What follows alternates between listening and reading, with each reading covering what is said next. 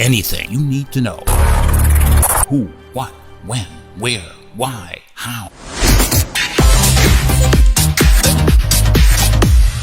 Tous les projecteurs, voilà, réalisateur Fessine, tous les projecteurs sont allumés sur les États-Unis.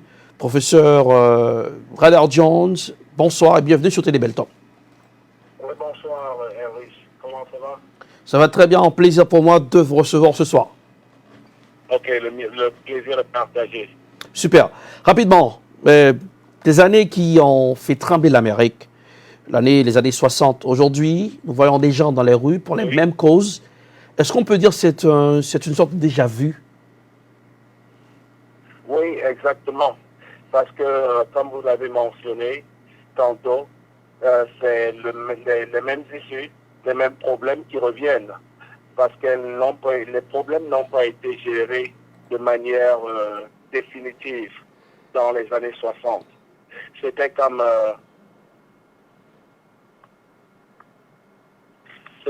un bandage qui a été mis sur une plaie, en quelque sorte. C'est l'illustration que je voudrais donner ici. Mais, bien dit. Alors, aujourd'hui, on voit c'est les mêmes choses qui se reproduisent. Comment doit-on gérer ces problèmes pour éviter l'Amérique qu'on surnomme le champion en démocratie, le pays où les droits de l'homme sont respectés aujourd'hui? Les gens sont dans les rues, la police utilise la force contre les manifestants. C'est l'image qu'on avait l'habitude de voir dans les pays où il y a des dictateurs. Comment l'Amérique va redorer son blason? Je ne pense pas que les choses ont tellement changé. Parce qu'on parle de démocratie. Oui, il y a une démocratie, on parle des champions de démocratie, mais comme vous avez mentionné au préalable, il serait important qu'on puisse repartir au passé pour comprendre un peu le déroulement des événements qui ont conduit à cette situation aujourd'hui. Parce que ça commence avec l'esclavage. Ensuite, ça va avec la discrimination dans la période des Jim Crow. Et ensuite, ça se poursuit, comme vous l'avez mentionné, aux années 60. Et après l'assassination de Martin Luther King, on est à un phénomène où le racisme de manière flagrante n'est plus toléré aux États-Unis. Donc, ça devient un racisme caché. Et le racisme caché, il est plus dur à dépister. Et aujourd'hui, on a beaucoup de personnes qui sont racistes sans être conscients, parce qu'ils ont été socialisés dans un certain cadre où ils ont été appris qu'ils étaient supérieurs. Je parle de la plupart des Blancs. La plupart des Blancs commencent à croire qu'ils sont supérieurs quand la plupart des Noirs ont été appris, on leur a appris, que ce soit dans le système scolaire, dans le système économique, dans le système même au niveau de l'habitat.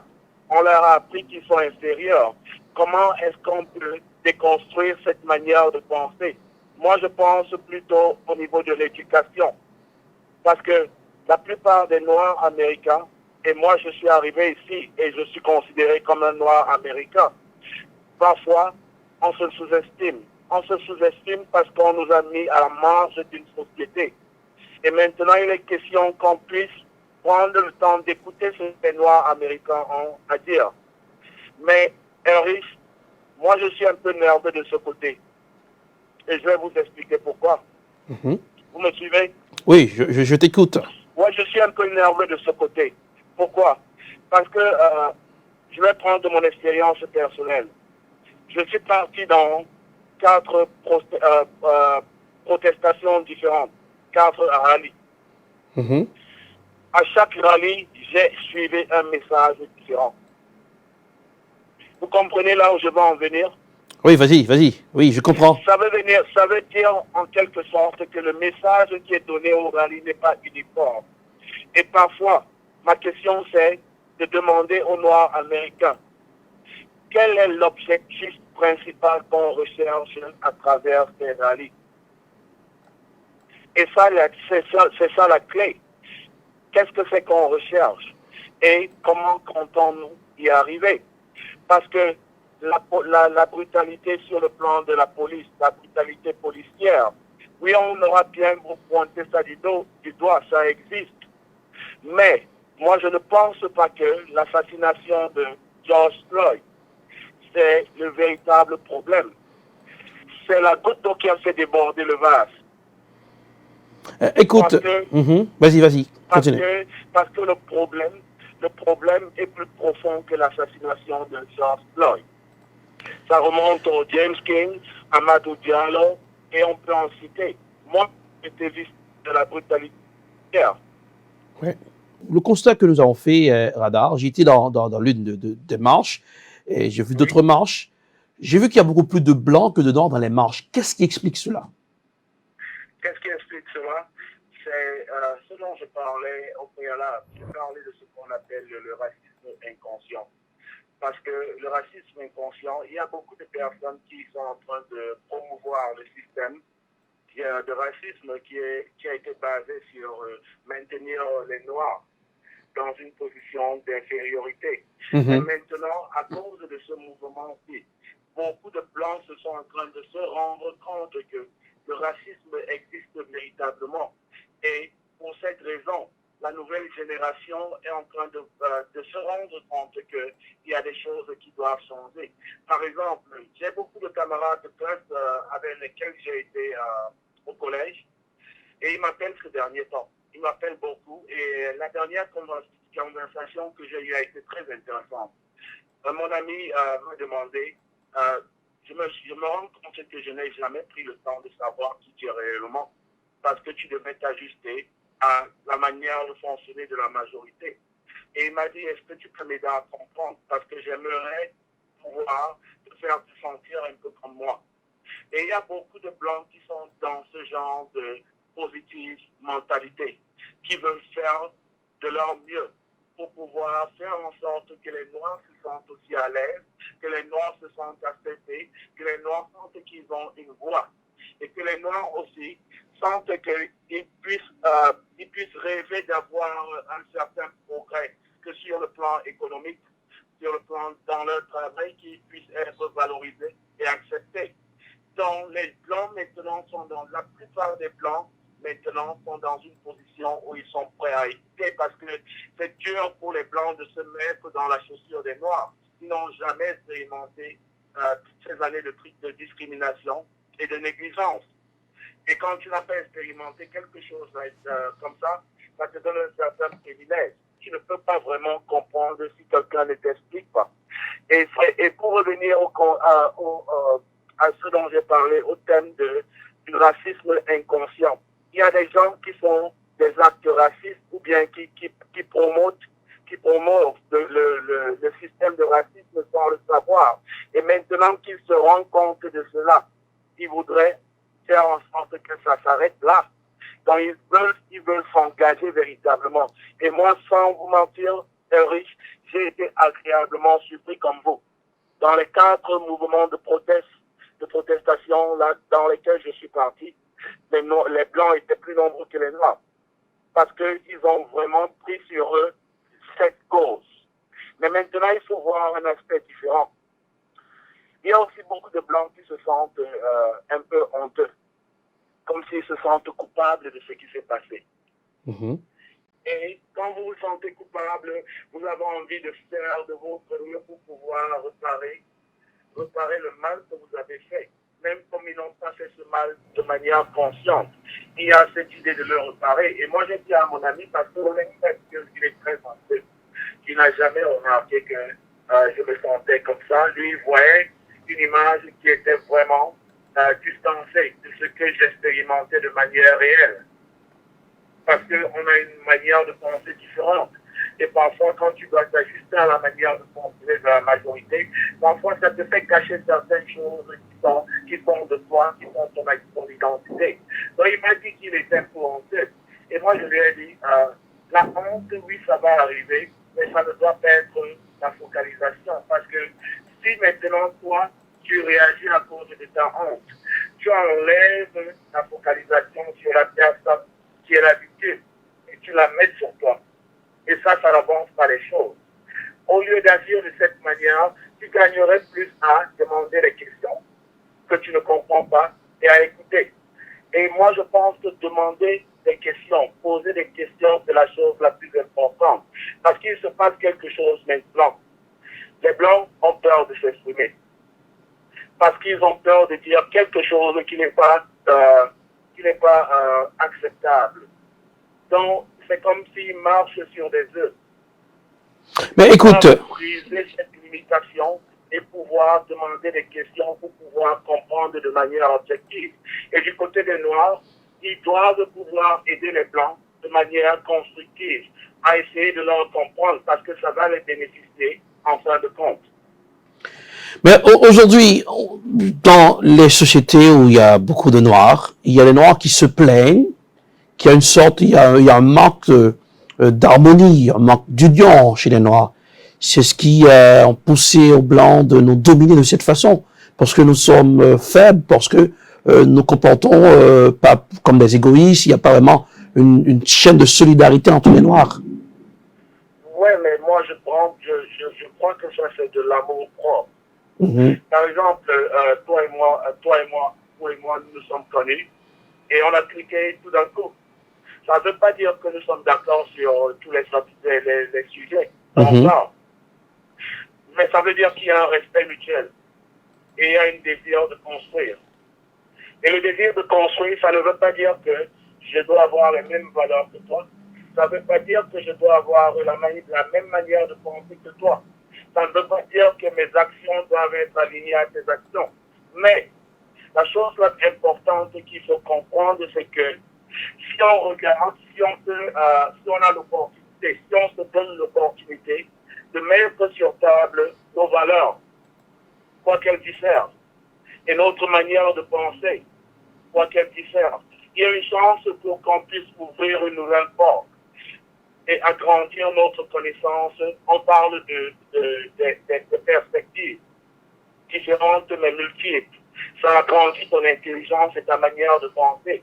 De telle sorte que tu te rends compte que l'intelligence ou bien la sagesse ne se limite pas à toi et qu'il y a toujours une place pour comprendre les autres. Parce que le plus tu comprends les autres, tu penses différemment, le mieux vous êtes capable de collaborer pour le bénéfice de tout le monde. Mais ça veut dire que vous devez avoir une mentalité constructive. Mais si vous êtes là, vous avez, vous vous basez seulement sur la négativité. Comment est-ce que vous pouvez arriver sur un plan, sur quelque chose de constructif de cette manière? Vous ne pouvez pas. Mais ça passe par l'éducation, ça passe par transformer la manière dont on pense. Et ça passe par l'échange des idées comme ce que nous sommes en train de faire. Ce n'est pas parce que je dis, oui, je suis un expert en conflit et résolution, mais ça ne veut pas dire que j'ai raison tout le temps. Et moi, je compte ça. Donc, j'ai beaucoup de choses à gagner à écouter quelqu'un d'autre qui a des différentes méthodes de résolution de conflit et qui marche dans son cadre. Mais comme tu as dit, comme vous avez dit, il y a beaucoup de divisions entre nous. Les divisions arrivent pourquoi? Parce que il y a un manque d'éducation réelle sur ce qui se passe réellement. Et il y a aussi la motivation. Il y a les gens qui n'ont pas de bonne motivation sur le plan de leur caractère moral.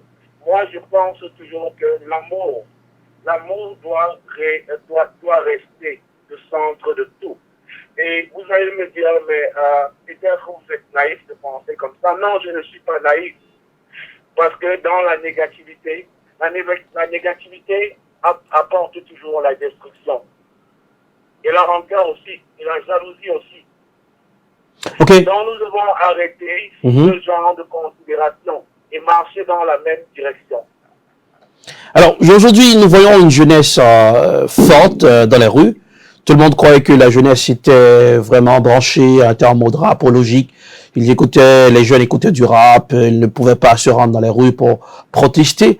Aujourd'hui, on voit une jeunesse monter en puissance dans les mégalopoles des États-Unis qui sont en train de réclamer leurs droits. Qu'est-ce qui explique cela? Qu'est-ce qui explique cela?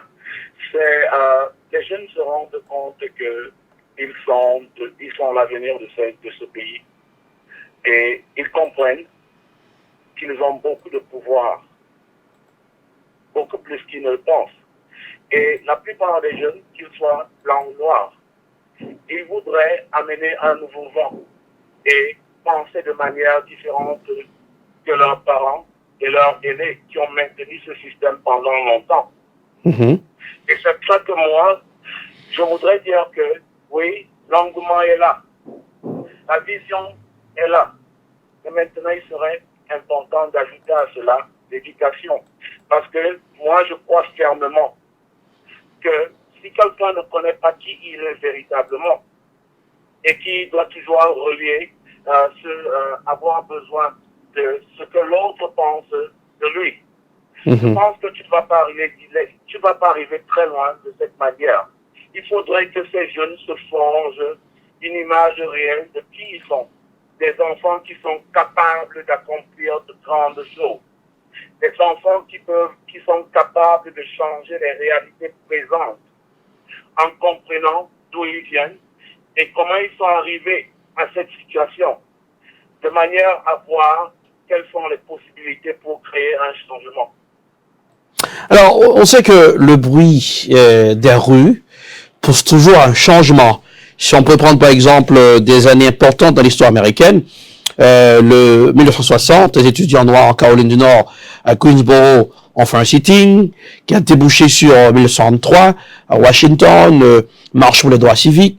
Le 6 juillet 1964, le président Lyndon Johnson a signé the Civil Rights Act. Est-ce qu'on peut s'attendre que ces marches vont donner des résultats? On n'aura plus à en parler des questions, des problèmes au niveau de la ségrégation raciale, de la discrimination raciale aux États-Unis. Non, je ne pense pas que c'est un problème qui va se résoudre de manière rapide et subitement. Ça va prendre du temps. Et les gens vont me demander, oh, mais ça date depuis longtemps. Parce que rendez-vous compte que, oui, vous avez parlé du Civil Rights Act. Mm-hmm. Mais après le Civil Rights Act, qu'est-ce qui s'est passé? Ça n'a pas prévenu tout ce qui s'est passé sur la présidence de Nixon, de Reagan. Mm-hmm. Nixon, war on drugs. Reagan a continué le war on drugs. Et après Nixon et Reagan, George Bush, il a continué le war on drugs, qui a entraîné l'incarcération de beaucoup de Noirs américains et la destruction de leurs cellules familiales. Parce qu'il faut rendre compte que la cellule familiale, c'est la chose la plus importante dans la vie d'un enfant. Grandir dans une famille stable avec 2 parents. Mais ces réalités ont décimé les populations noires de leurs leaders qui ont été mis en prison. Et c'est pour ça qu'il y a beaucoup de familles qui ont un seul parent, de familles noires, qui doivent travailler 2 ou 3 boulots pour subvenir aux besoins de leurs enfants. Donc moi, je ne pense pas qu'il faut qu'on arrête de se précipiter et de faire des solutions. Vous avez une grande plaie et vous prenez un petit bandage, alors qu'il faudra aller faire une opération chirurgicale pour pouvoir résoudre le problème. Moi, je pense qu'il faut pas qu'on se précipite. Et on a parlé d'unité. Il faudrait que nous parlions le même langage. Moi, c'est une déception de savoir que je parle à 4 avis différents et que c'est un message différent qui est donné. Moi, je pense qu'il y a un problème. Et c'est aussi le moment pour certaines personnes de prendre le mouvement qui est en train de se passer pour véhiculer un agenda qui est différent. Et vous voyez, ça enlève la focalisation sur les problèmes réels, sur ce qu'on recherche. Alors, Monsieur Albert Jones, professeur, je te remercie pour ces précisions. J'espère te retrouver une prochaine fois pour notre discussion sur la ségrégation raciale, les problèmes que confronte la société américaine. Voilà, merci. Merci beaucoup, Eric. Le plaisir était pour moi. Et je remercie tous les téléspectateurs qui ont participé à cette émission. Merci. Merci, bonne soirée. À vous aussi.